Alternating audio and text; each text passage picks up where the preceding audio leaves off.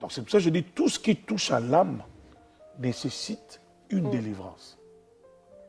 Parce que c'est qu'il y a des gens, hein, je suis complexé, j'arrive pas à me débarrasser de ça. Trouve un homme de Dieu. Frère, sœur, on est là, viens parler.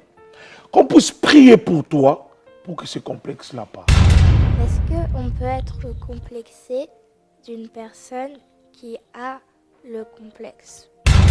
Parce que maintenant, dans les églises, nous avons un phénomène prophète. Je vois un Nadine. Il y a une Nadine ici, Nadine. Parce que cet homme de Dieu-là, cette capacité de faire cela, moi, comme je n'ai pas cette capacité-là, on commence à aller maintenant fouiller la vie des gens sur Internet. Moi, je connais des hommes de Dieu avant d'aller dans une église. Il va chercher les noms de l'église sur Facebook. Aujourd'hui, on a tout. Il va chercher les noms de l'église sur Facebook. Il commence à chercher les commentaires ou des gens qui sont abonnés dans le groupe de Facebook de l'église. Pour avoir des pistes. Pour avoir des pistes. Parce que le jour qu'il viendra dans cette église-là, il y a un frère qui s'appelle Mathéo ici dans la prophétie. Pourquoi? Parce qu'il était complexé de qui? D'un apôtre, d'un prophète, d'un pasteur, d'un évangéliste. Dieu t'a fait la grâce d'avoir des enfants. Mais tu es complexé de ton ventre parce que tu as eu des enfants. À tous les moments qu'il y a eu des enfants, que Dieu vous bénisse.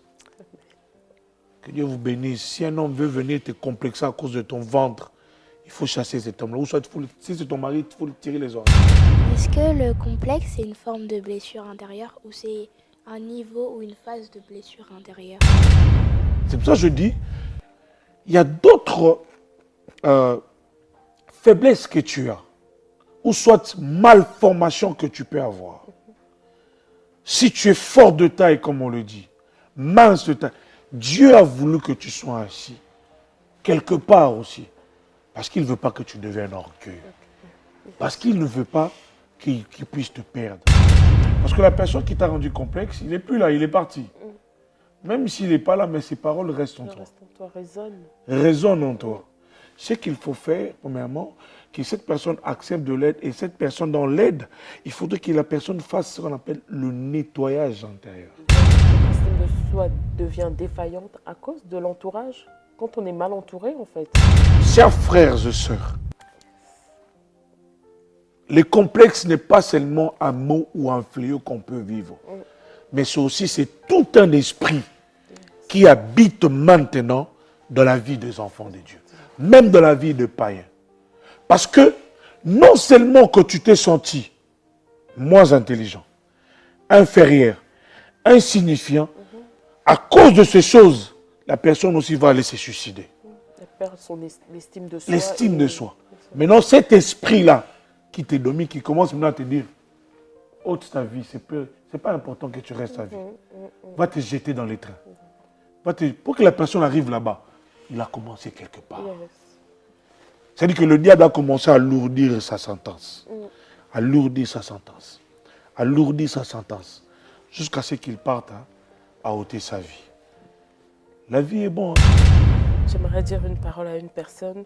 Tout d'abord, je lirai ce verset qui dit que « Considérez donc votre situation, frère. Qui êtes-vous que Dieu a appelé à lui? On ne trouve parmi vous que peu de sages selon les critères humains, peu de personnalités influentes, peu de membres de haute société.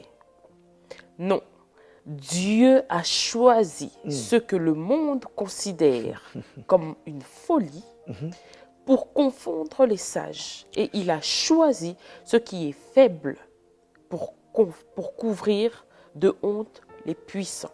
Dieu a porté son choix sur ce qui n'a aucune noblesse et que le monde méprise, sur ce qui est considéré comme insignifiant, pour réduire à néant ce que le monde estime important. Ainsi, aucune créature ne pourra se vanter devant Dieu. J'aimerais dire à une personne, ne craignez pas le regard des gens, ne soyez pas complexés, arrêtez de vous dévaloriser. Il faut que chacun de nous puisse reconnaître sa valeur. Et notre valeur est inestimable. Pourquoi? Parce que Christ a payé le prix à la croix. Shalom à tous, bienvenue dans votre émission Les Cris des réparations. Aujourd'hui, dans cette émission, nous parlerons sur le complexe.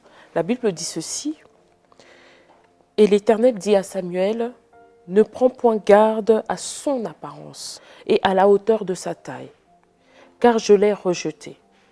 L'Éternel ne considère pas ce que l'homme considère. L'homme regarde à ceux qui frappent aux yeux, mais l'Éternel regarde au cœur. » Alors pour vous, dans ce nouveau numéro, nous recevons, pour parler sur ce thème, l'apôtre Arsène.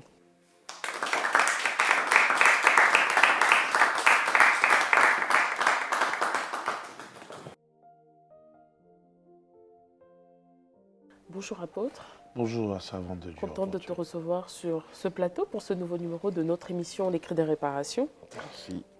Alors aujourd'hui, comme je l'annonçais, nous parlons sur le complexe. C'est vrai que dans la société dans laquelle nous évoluons aujourd'hui, nous sommes plus axés en fait sur l'apparence. En fait, l'apparence prend une valeur hors norme, on peut dire. Exactement, on peut dire ça. Quoique c'est un peu l'élément de base dans tout ce que nous vivons dans la complexité. Parce que, certes, même au niveau intellectuel, au niveau de parler, mais l'apparence est un peu, je peux dire, c'est comme le titre phare qui essaie un peu d'exposer tout ce qui est complexe que nous vivons aujourd'hui dans notre société, dans différents milieux. Et ce qui ronge plus mon cœur, parce que c'est quelque chose qu'on devait trouver même à l'extérieur de l'Église, mais c'est un élément qui commence maintenant à prendre de la place et s'installer au sein de l'Église. Vraiment, je suis très content que nous puissions aborder ces sujets, tous ensemble avec tous les jeunes de l'Assemblée, pour que nous puissions essayer un peu de véhiculer un message à des frères, à des sœurs, à des mamans, à des papas, qui souffrent un peu de toutes ces choses de complexes, de parler, de physique, de regard, et qu'on sort. Moi, je bénis le Seigneur que j'ai l'honneur avec mes frères et sœurs pour que nous puissions parler de ces thèmes. Est-ce qu'on peut parler d'un fléau? Je dirais maintenant oui. Avant, peut-être c'était quelque chose qu'on ne tenait pas trop compte de ça. Je peux aller plus loin pour dire que vraiment c'est un fléau parce que il était un peu difficile de voir à l'époque les gens se suicider, c'est ôter la vie parce que il manque quelque chose dans son corps que l'autre a. Mais aujourd'hui, il y a des gens qui sont en train de se tuer aussi à petit feu parce qu'ils veulent s'infliger des choses dans leur corps. Ils veulent faire de chirurgie, beaucoup de choses. Je peux dire que tout ce qui est complexe est maintenant un fléau qui touche tout ce qui est, toutes les races, toutes les étapes de la vie, tout le rang social, si je pourrais dire ça. Parce que des fois, avant, on croyait que le complexe était que pour les pauvres. Ouais. Même les riches, ils sont dedans. Mais du coup, quand on parle du complexe, est-ce quelque chose de réel ou d'imaginaire en fait, où on parle seulement d'une perception déformée de la manière de voir les choses? Ok, très bonne question. Selon moi, si je vais essayer un peu de partager imaginaire et réel, je pourrais dire que c'était d'abord imaginaire quand on ne voyait pas encore le dégât que le complexe est en train de faire dans la vie d'aujourd'hui. Oui. Parce que quand quelqu'un qui est complexé, il garde ça en lui, il ne s'exprime pas, il ne le dit pas, pour qu'on puisse l'aider. On s'imagine des choses qu'on ne maîtrise pas.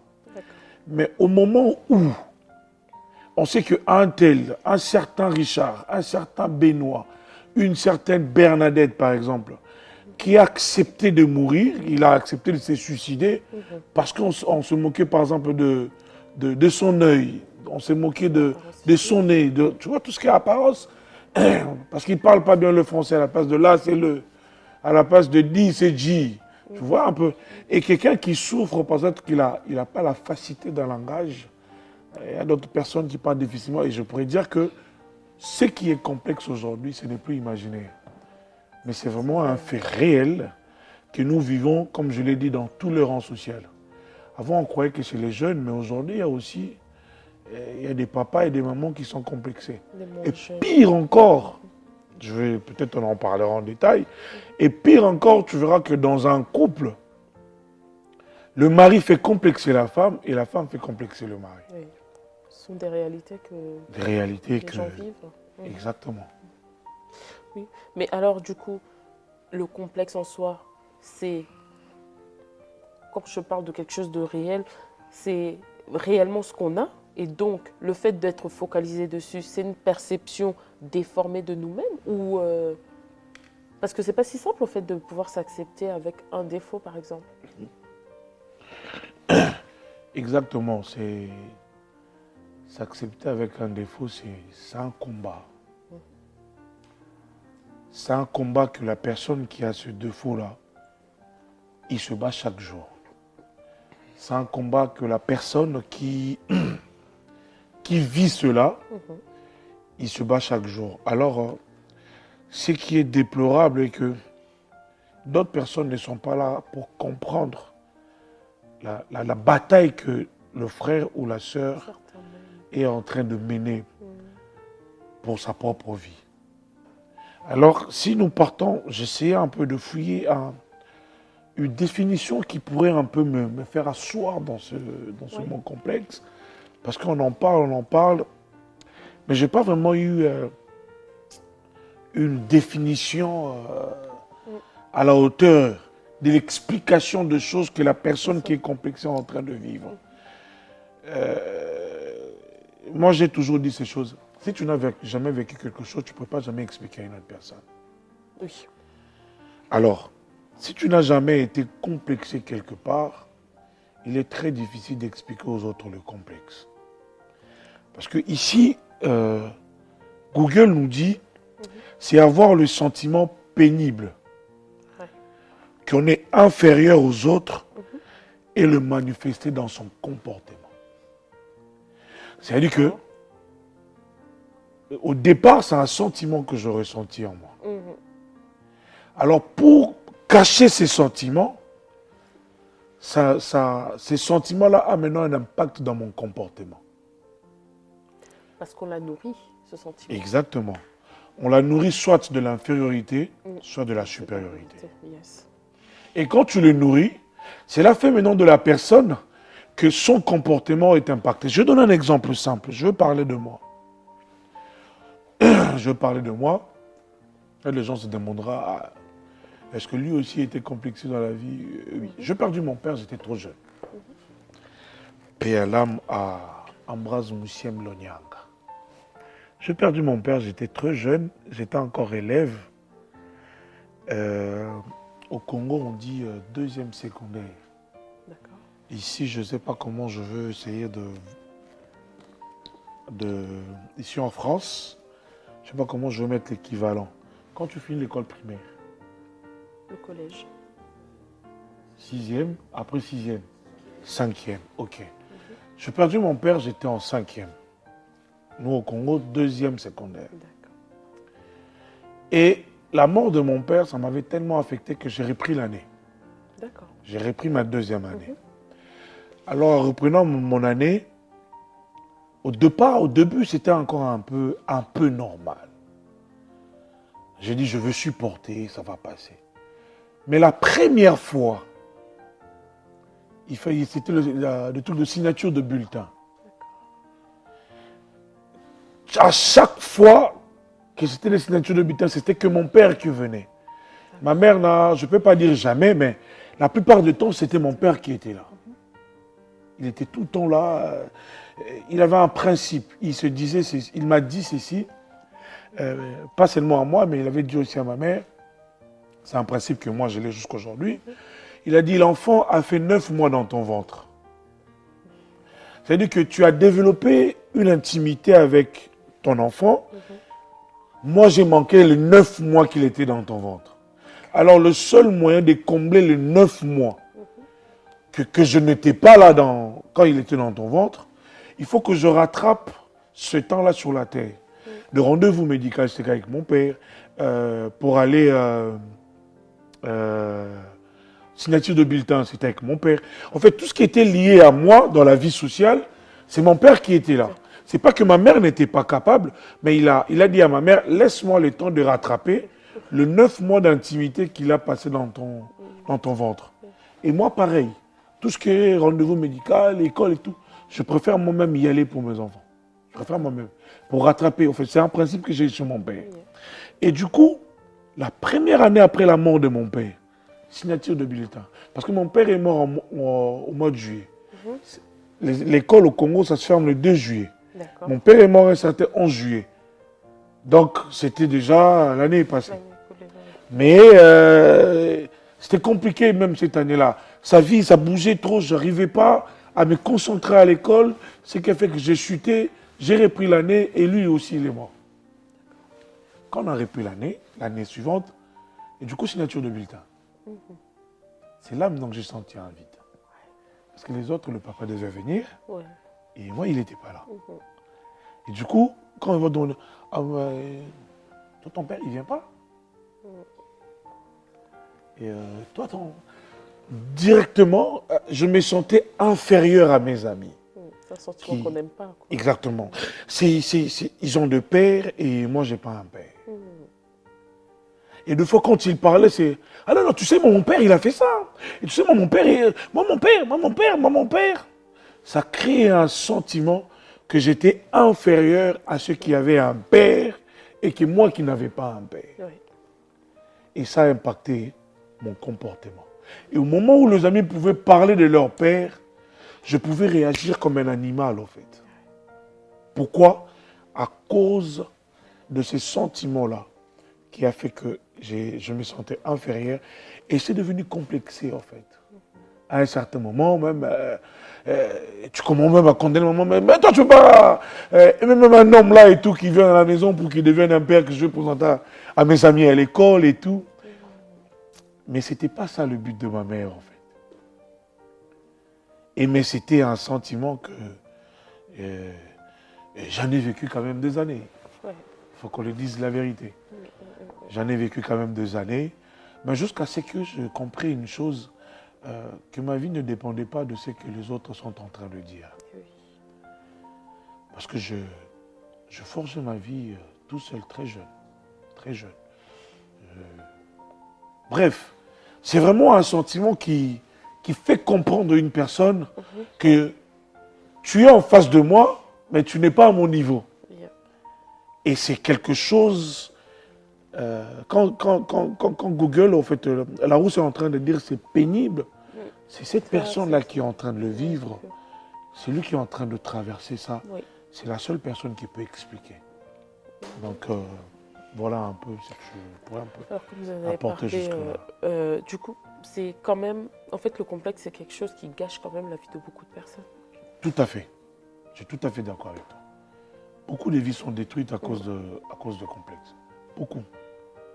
Tu sais, prenons un peu tous ces systèmes qui passent aujourd'hui. Parlons-en. Tous ces phénomènes Botox. Les gens qui vont aller gonfler leurs lèvres. Pourquoi? Parce que je vais avoir une lèvre pulpeuse. Qu'est-ce que nous on a à foutre de ça? Hein? Le phénomène BBL. BBL. Hein? Il y a des garçons là qui se demandent pulpeuse. Quelqu'un avait de lèvres petites, de petites lèvres comme moi, mais tout d'un coup, comme Bugs Bunny ou le canard là et tout. Pourquoi? Parce qu'on dit, la mode fait aussi complexer les gens. C'est ça. Tu vois? C'est la société, le système de choses dans laquelle nous vivons. Exactement. Mais ce qui me fait mal, comme j'ai dit, c'est entrer à l'église. D'accord. Que je porte de gros pantalons. Que l'autre porte des pantalons slim cintrés. Il aime bien ça, c'est son style. Moi aussi j'ai mon style, point barre. Et mais l'église, les gens, tu verras un frère ou un serviteur de Dieu, il n'est pas parti à l'église. Pourquoi? Parce qu'il n'a pas d'habit. Ou non, on a déjà vu tout. Ce pantalon, on a déjà vu ça plusieurs fois. Donc, Si je le porte, ils vont savoir que j'ai répété. C'est ce que tu viens de lire dans Samuel. dans Samuel, oui, oui, oui. Mais n'est-ce pas aussi, justement, les personnes dans l'Église qui complexent les autres? Tout à fait. Tout à fait. Parce qu'en fait, pour que ce sentiment puisse se développer à l'intérieur de quelqu'un, il faut bien que ça vienne, ça commence par quelque chose. Il y a un élément catalyseur, si je peux dire. Il y a un élément déclencheur de cela. Oui. Soit tu regardes la Sœur Grâce, peut-être ses parents ont la possibilité de l'acheter les trucs que vous mettez sur vos cheveux là. Hein? Ouais, des perruques. C'est qu'il y a l'autre là qui coûte 100 et quelques euros là. Des brésiliennes. Il y a la possibilité qu'on achète des brésiliennes. Moi, on n'a pas la possibilité de m'acheter des brésiliennes. J'achète des perruques sur Shine ou sur AliExpress. Même ça devient dur. Mais c'est à moi. C'est à moi. Mais le problème est que quand le frère arrive à l'église, quand la sœur arrive à l'église, au lieu que la sœur qui est à côté l'accepte telle qu'elle est, comment se met à juger? Mais pourquoi? Mais comment toi tes perruques sont dures comme ça? Oh frère, si tu veux aider, aide. Il ne faut pas poser des questions qui vont non seulement léser la personne, et un sentiment qui va se développer à cette personne, et la personne peut devenir vulnérable à cause de vos des reproches. Parce qu'à l'église, il y a des gens qui ne savent pas comment faire des reproches. Oui. Frères et sœurs, à toutes les personnes qui vont nous suivre, même à tous les fils et filles qui sont là, même si tu veux reprocher quelque chose à une personne, il faut savoir comment le dire. Il faut trouver, c'est pas pour rien la Bible dit, avant de parler, il faut tourner la langue 7 fois. C'est-à-dire qu'en gros, c'est pas que tu prends la langue 1, 2. Mais non. C'est-à-dire que tu dois dire en toi que ce que je veux dire, c'est déjà arrivé à la perfection. Donc, j'ai bien placé les mots pour que je ne laisse pas la personne. J'ai toujours dit, la puissance d'une parole, ce n'est pas le fait de parler, mais c'est la réception. C'est ce qui fait la puissance d'une parole. On peut te dire ta foi t'a sauvé. Si tu ne le reçois pas, ça ne te sauvera pas. C'est la réception de la parole. La Bible dit, il envoya sa parole, mais quand ils ont reçu la parole, c'est là qu'ils sont guéris. Mais s'ils ne reçoivent pas la parole, ils ne sont pas guéris. Alors quand il s'agit de faire une remarque, parler à un frère ou à une sœur, nous devons savoir qu'est-ce qu'il faut que je dise et qu'est-ce qu'il ne faut pas que je dise. Si tu ne connais pas la vie d'une personne, ne sois pas pressé d'aller juger la personne. Après, le jugement, c'est pas forcément que sur ce qui paraît matériel, mais ça peut être également sur le physique. Exactement. Dans ce qui se passe à l'église. Alors, tandis que la parole est en train de dire que le psalmiste dit « Je te loue de ce que je suis une créature si merveilleuse, tes œuvres sont admirables et je le reconnais bien. » J'aime ce verset-là. C'est à cause de ça, des fois d'autres personnes peuvent me traiter d'orgueilleux. Je ne suis pas un orgueilleux, je suis l'homme, je peux dire que je suis l'homme le plus cool de la terre. J'ai toujours l'habitude de dire ça. Le plus sympa, le plus calme. Mais quand tu me regardes de loin, tu dis, c'est un orgueilleux. Je ne suis pas orgueilleux, j'ai juste compris ce verset.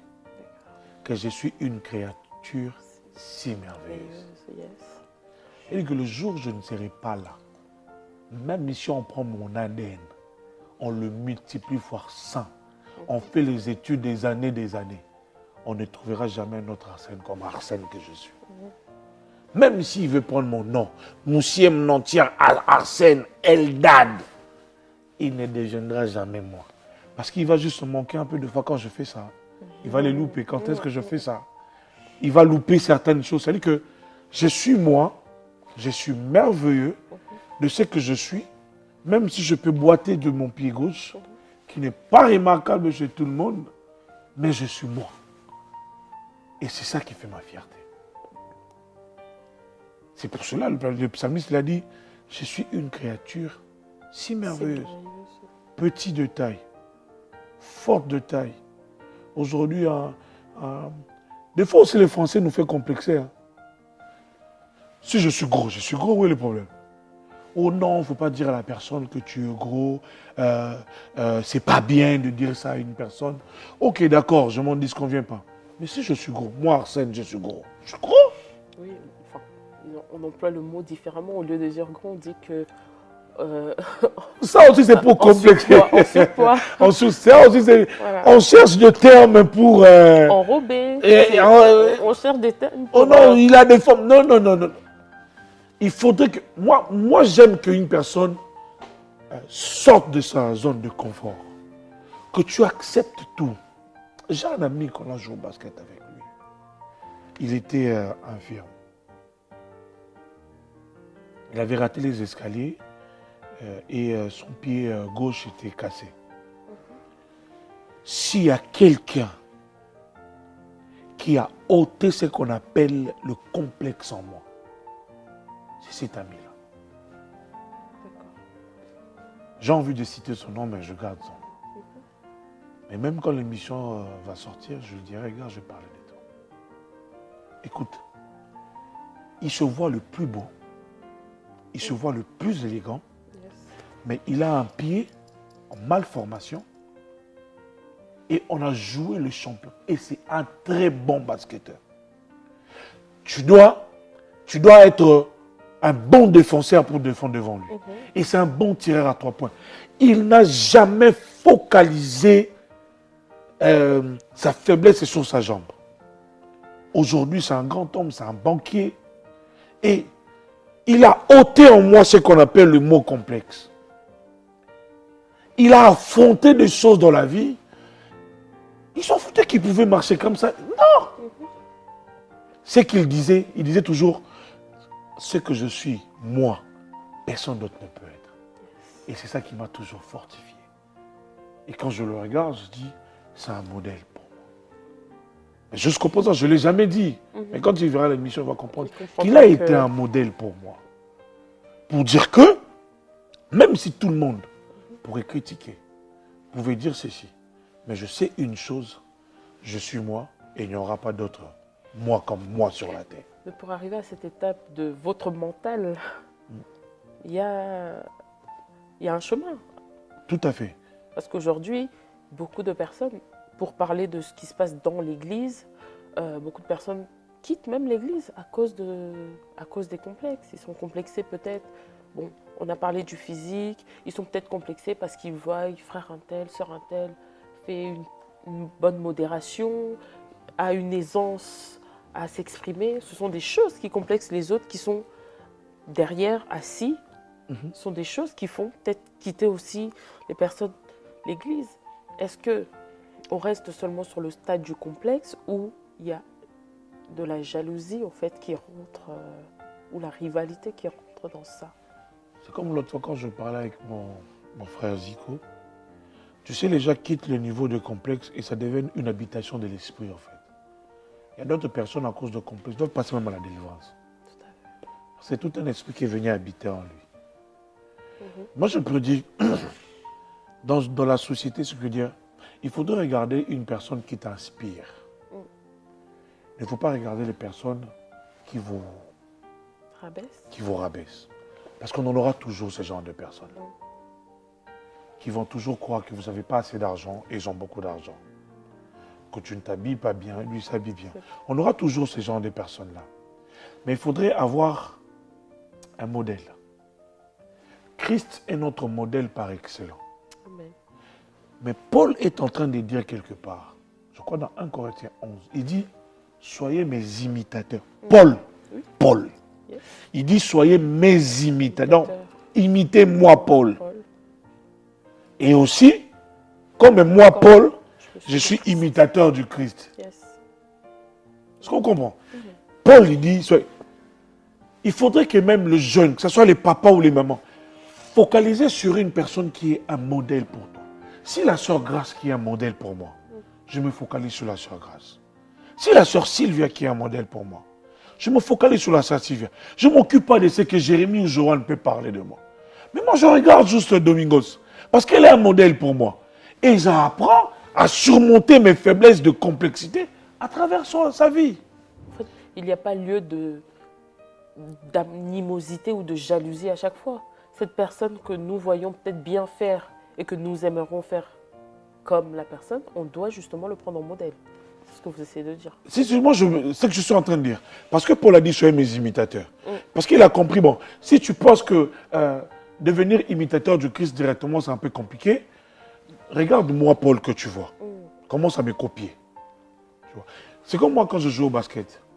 Quand je joue au basket, quand les autres allaient d'abord regarder comment Jordan joue, comment Francis joue, comment Vince Carter et les autres, moi j'étais en train de regarder un grand frère des aînés qui est avant nous, Freddy Mali.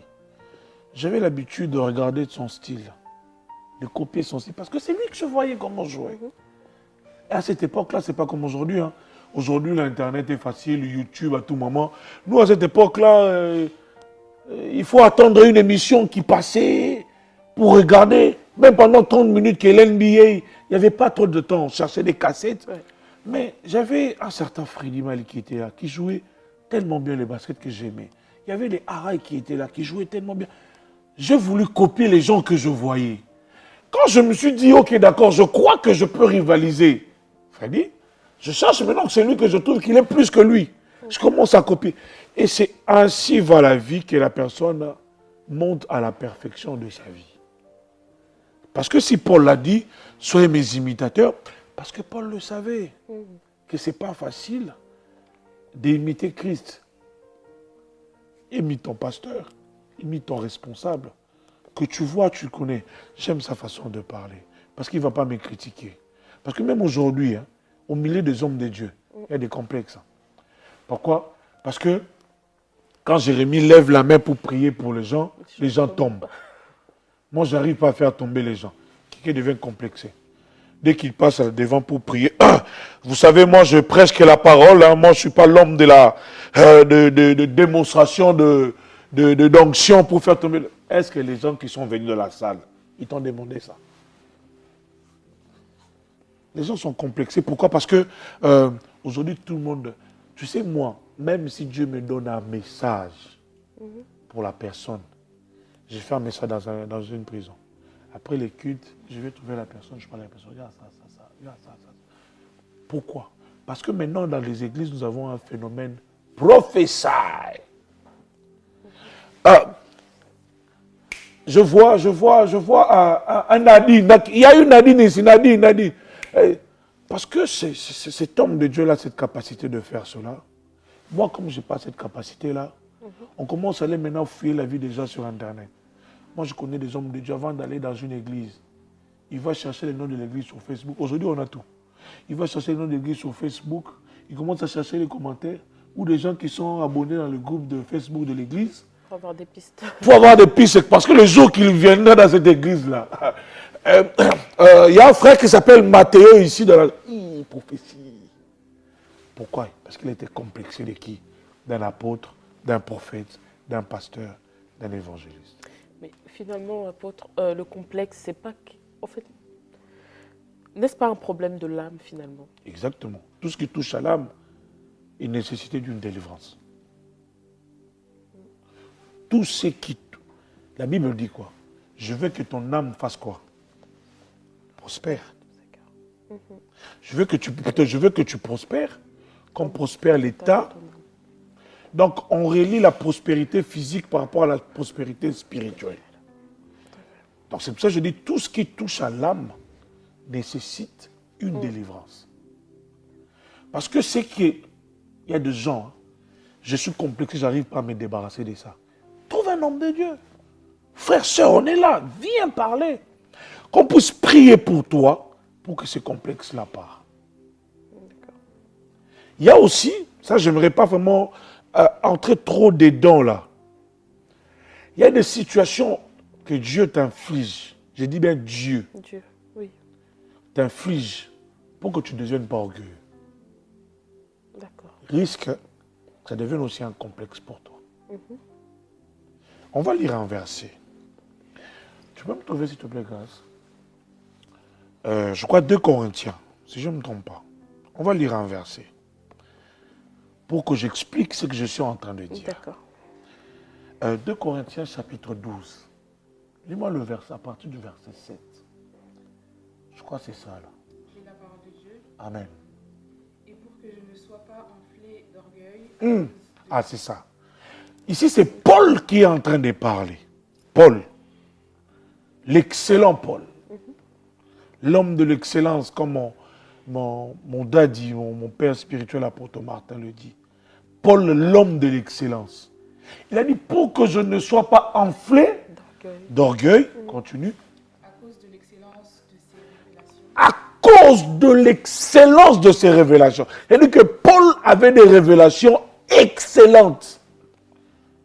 C'est-à-dire que Paul avait la capacité de monter dans une dimension où peut-être je peux dire que les autres apôtres ne sont pas montés.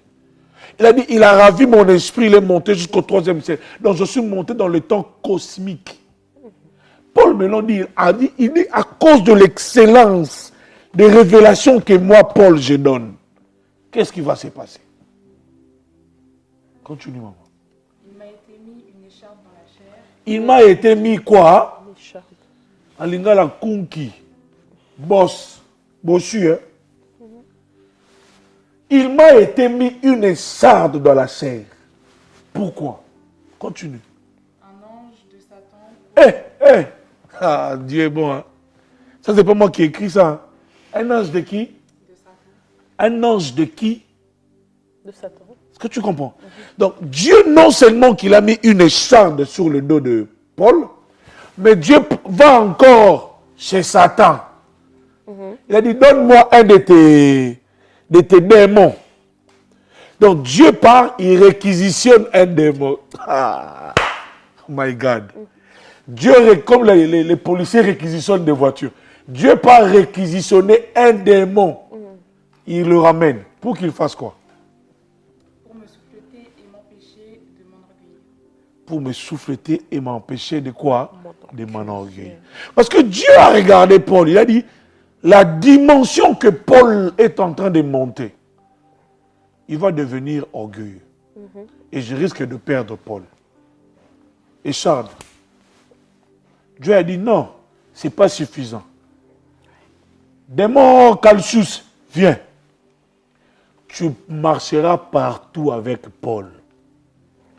Quand Paul sera pour s'enorgueillir, tu vas commencer à le souffler dans l'oreille. Fais attention, Paul, je vais te manger. Paul, attention, retourne sur le chemin. Pourquoi il n'a pas pris un ange? Est-ce que dans le ciel, les anges manquaient? Parce que Dieu sait, l'ange, il va peut-être cajoler Paul. Il est allé chercher un démon. Satan, avant-moi Calcius. Calcius, marche avec Paul. Pour que Paul ne devienne pas quoi? Orgueilleux. À cause de quoi? De l'excellence de message, de révélation. C'est pour ça que je dis, il y a d'autres défauts que tu peux avoir dans ton corps. Que ça ne te fasse pas un complexe. Dieu l'a imposé sur toi. Pourquoi? Parce que ce Dieu-là veut que toi, tu restes dans le droit chemin. Quand toi, tu penses que, je ne sais pas mieux m'exprimer, c'est un complexe, j'ai perdu mon père, c'est un complexe, mais Dieu a voulu retirer ton père sur la terre. Parce qu'il cherchait l'excellence en toi. Il y avait un objectif. Exactement. Moi, j'ai toujours dit, si mon père était encore vivant, peut-être j'allais être ce fils de pasteur voyou pourri gâté. Parce que j'étais un pourri gâté de mon père. J'ai dit bien un enfant pourri gâté, impoli, têtu. C'est après la mort de mon père que j'ai eu un redressement, en fait. Comme Dieu avait besoin de moi en tant que son ministre, pour l'excellence de la parole, il a plusieurs façons qu'il a voulu m'éduquer. Et la seule façon, il a dit, bon, que d'accord, il regarde, je veux ôter celui-là. Parce que mon père, où je ne suis pas allé avec mon père, paix à son âme, où je ne suis pas allé avec mon père. Qu'est-ce que tu peux me complexer quand mon père était vivant? À 11 ans, je conduisais déjà la voiture. Vu que j'ai grandi, j'étais long de taille. À 11 ans, je sais comment prendre la voiture déjà à l'âge de 11 ans. Il y avait des chauffeurs chez nous. Ma mère ne sait pas comment travailler. Parce que son mari donnait tout. Tout. Il Il y avait des boutiques, il y avait beaucoup de choses. Mais mon père, Dieu a regardé. J'ai besoin d'Arsène pour l'excellence du ministère. Mais tant qu'Ambroise est toujours là, Arsène n'arrivera peut-être pas là où il est. Il me fait quoi? Il me donne une écharpe sur mon dos. Et il prend les démons des Badinga. Il les place là pour qu'il me rappelle à chaque fois. Fais attention. C'est pour ça que je dis, il y a d'autres faiblesses que tu as, ou soit malformations que tu peux avoir. Si tu es fort de taille, comme on le dit, mince de taille, Dieu a voulu que tu sois ainsi, quelque part aussi, parce qu'il ne veut pas que tu deviennes orgueilleux, parce qu'il ne veut pas qu'il puisse te perdre. Comme il a besoin de toi, il te l'a donné. Il a retiré ton père, il a retiré ta soeur, il a retiré ta mère, il a retiré ceci, cela. Vous avez l'argent, il vous a rendu pauvre, parce que Dieu a une mission. Tu as une mission. C'est vrai que tout à l'heure, vous avez effleuré en disant que quand on a justement ce problème-là de complexe et que c'est quelque chose qui demeure en nous, de chercher les hommes de Dieu. Mais est-ce qu'on est conscient que en fait, le complexe, ça rend en fait, ça nous rend amer, ça rend une vie courbée. J'aimerais lire ce passage dans la Bible où on parle de cette femme qui était courbée pendant 18 ans. La Bible est en train de dire qu'elle était courbée parce que c'était elle était sous l'emprise de mauvais esprits. Alors, le complexe, ça peut être quelque chose de... Ça peut être un mauvais esprit installé en nous. On a vu le fait que c'est Dieu, quand vous avez abordé, mais là, ça peut être un mauvais esprit installé en nous, justement. Et justement, ça nous rend courbés par rapport à notre vie, à comment nous... D'accord, on va apporter l'éclaircissement là-dessus.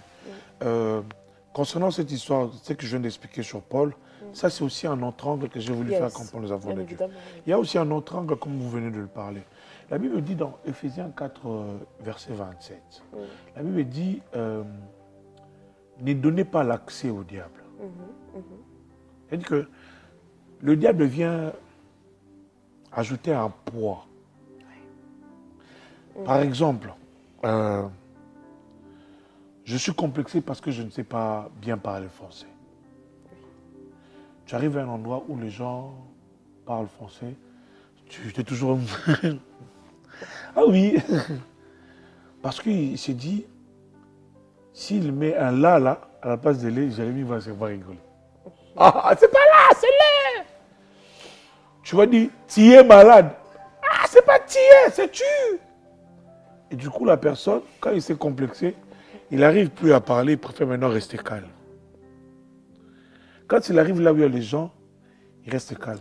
Ça commence maintenant à être une attitude. Et il ouvre la porte auprès du diable. Le diable entre. Et quand le diable est entré, maintenant le diable a commencé à rendre les choses très lourdes. Maintenant, tu ne seras plus complexé de ton français. Tu vas commencer maintenant à croire que tu es bête par rapport aux autres. Tu changes de dimension. Pourquoi? Parce que le diable est venu maintenant alourdir. Donc ça monte encore d'un cran. Ça monte d'un cran. Ouais. Non seulement que tu vas croire que tu n'es pas intelligent par rapport aux autres, tu vas maintenant croire aussi que tu es quelque chose d'insignifiant.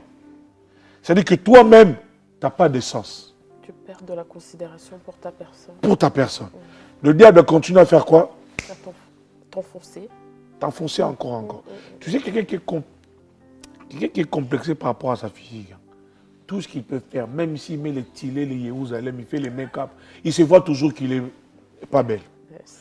Même si tu lui dis, mais ma soeur, tu es belle. Oh non, regarde. Pourquoi? Parce que je regarde, grâce à toi, tu as grossi, hein. Ça complexe grâce. Elle va porter le même pantalon qu'elle a porté des jours passés, où elle-même, elle se voyait belle. Mais quand elle a mis cela, Le mot là, qu'on l'avait dit, Résonne. traverse la tête, Yes. ça ne va pas. Le style qu'elle se mettait, alors là, le diable entre. Tu verras que la sœur Grace, quoiqu'elle était forte de taille, elle mettait des trucs centrés. Elle commence maintenant à se cacher derrière les gros vêtements, des gros jupes, comme la robe des princesses de Marie. Quelqu'un, il est comme ça là, mais il porte des habits qui sont comme ça. Pourquoi? Parce qu'il est en train de se cacher, il ne s'assume pas. Moi, ce que je trouve encore pénible, Dieu t'a fait la grâce d'avoir des enfants. Mais tu es complexé de ton ventre parce que tu as eu des enfants. À tous les moments qu'il y a eu des enfants, que Dieu vous bénisse. Que Dieu vous bénisse. Si un homme veut venir te complexer à cause de ton ventre, il faut chasser cet homme-là. Ou soit, si c'est ton mari, il faut lui tirer les oreilles. Oui. Parce que tu ne sais pas, tu ne peux pas comprendre ce que quand l'enfant vient dans le corps d'une femme, l'impact de la transformation que la femme subit. Elle vieillit. Alors pour vieillir, c'est-à-dire qu'elle perd le 9 mois de grossesse, la femme peut perdre 5 ans de sa vie.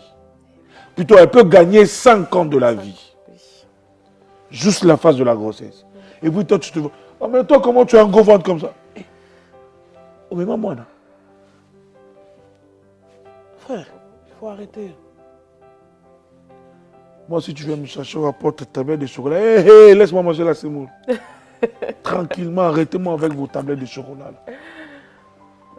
Est-ce que c'est les tablettes de chocolat qui vont m'amener au ciel? Muscle ton corps, moi je muscle mon esprit. Amen. Muscle tes sentiments, moi je muscle encore l'âme qui est à moi, qui nourrit. Quand toi tu vas crier, souviens-toi, la fourmi est... La fourmi est quoi? Vous connaissez l'adage?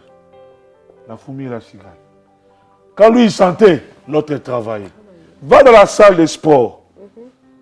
Quand la liste viendra, Monsieur Montier en scène Eldad, oui. À ma droite dans le royaume, toi te regarde. À gauche, papa, va au stade de sport et peut sauter calol. Chers frères et sœurs, le complexe n'est pas seulement un mot ou un fléau qu'on peut vivre, mais c'est tout un esprit qui habite maintenant dans la vie des enfants de Dieu, même dans la vie des païens. Parce que non seulement que tu t'es senti moins intelligent, inférieur, insignifiant, à cause de ces choses, la personne aussi va aller se suicider. Elle perd son estime de soi. L'estime de soi. Maintenant, cet esprit-là qui te domine, qui commence maintenant à te dire, ôte ta vie, c'est pas important que tu restes ta vie. Va te jeter dans les trains. Pour que la personne arrive là-bas, il a commencé quelque part. Yes. C'est-à-dire que le diable a commencé à alourdir sa sentence. Alourdir sa sentence. Alourdir sa sentence. Jusqu'à ce qu'il parte à ôter sa vie. La vie est bonne. Si je pense tellement mourir, je vais laisser les sarasara et la semoule, ça ne passera pas. Il faut rester en vie. Yes. Frère, reste en vie. La vie est bonne. C'est vrai, le fait de dévaloriser une personne amène ces choses-là. Zedelprod. Hier, Zedelprod n'existe pas. Mais Zedelprod existe parce qu'il y a un Dieu qui a donné la vie. Yes, amen. Pour qu'à travers cette institution, que beaucoup d'âmes aussi derrière soient sauvées. Sauvé, yes, amen.